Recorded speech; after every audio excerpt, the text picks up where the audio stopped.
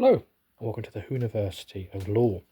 In today's video, I'm going to be unboxing and reviewing this, which is the latest in the epic Dark Gallifrey series, which is this Doctor Who Dark Gallifrey Master, with an exclamation mark, part 1.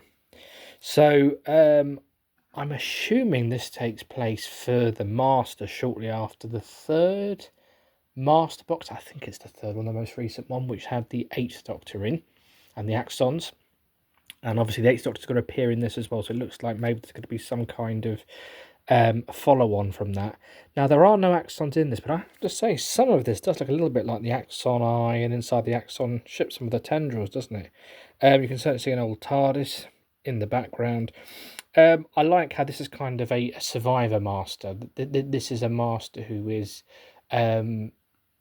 almost more so than the Tremas master, unstable, and really does need to, this body won't last long, and has had some kind of boost from the Eye of Harmony in the Doctor's TARDIS for the TV movie, but is kind of seeking a new form. And of course, we know that ultimately this master ends up back in the Geoffrey Beevers form, and ultimately we know from Ravenous dies and then is resurrected by his future selves on behalf of the Time Lords, and then regenerates with a new life cycle into the Alex McQueen Master just in time for the Time War.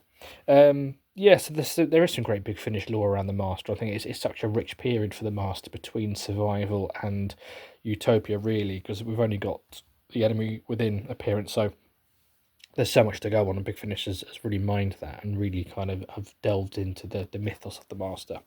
Obviously, this is the third Master Dark Gallifrey set to have the Master in, and there's only been 4 Dark Gallifrey ranges. So obviously, I'm hoping they do other times. I've loved them all, but I hope they do others. And Nick Briggs, I'm not sure whether it was the podcast or whether it was the Vortex messages, but somewhere he has recently said yes, there will be other Time Lords other than just the Master. So I'm going to unbox it in a second, but just my thoughts. I really enjoyed this, actually. I'd say it's probably so far my second favourite of the Dark Gallifreys. My favourite was the original Morbius one, just because of how they kind of delved into everything. I enjoyed Missy. I thought that was interesting. I don't know how that connects into Dark Gallifrey yet, but obviously that'll be the fun of it, and eventually it will all make sense. I think with Ravenous, there was times where I didn't know where it was going, but when you got the full picture, you then realise where it was going. So I think that's one of the ones where I think we'll probably get a twist about the place we were in. So I think that will link in at some point. And I did enjoy the War Master one, but Morbius is my favourite by a country mile, and this feels more like Morbius to me. In the sense that our Dark Time Lord is very much in the shadows like Morbius was, and we're really getting to know a brand new set of characters, an intriguing 3-dimensional set of characters. And this is one of the ones that I'm going to really look forward to listening back to again. I don't think I listened back to the War Master ones that much as they were coming out, and I didn't much with the Missy ones. Morbius, I was listening to them again and again and again to try and get a bit more out of it, and because there was so much to immerse. Every time you listen to it, there was more there. I really should give it a go, actually, with the War Master and Missy, but I think this is one that already, with the download, I've been listening to it again. There's so much going on, I have to kind of go back, especially the ending.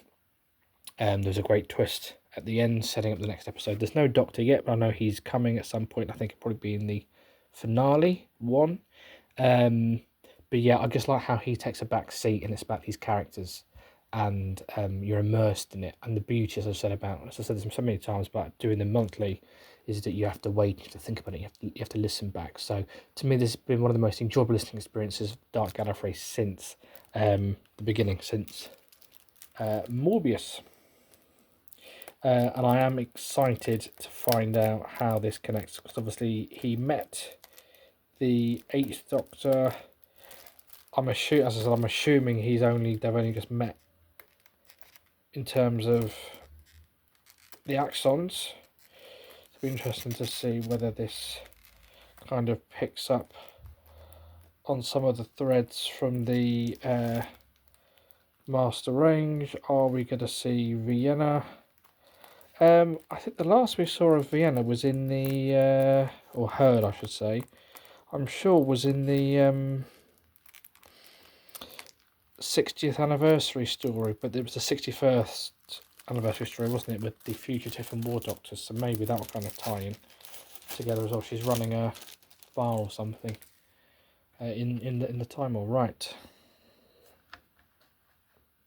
So here we have it. TARDIS, wonderful render of a TARDIS there. We've got Master.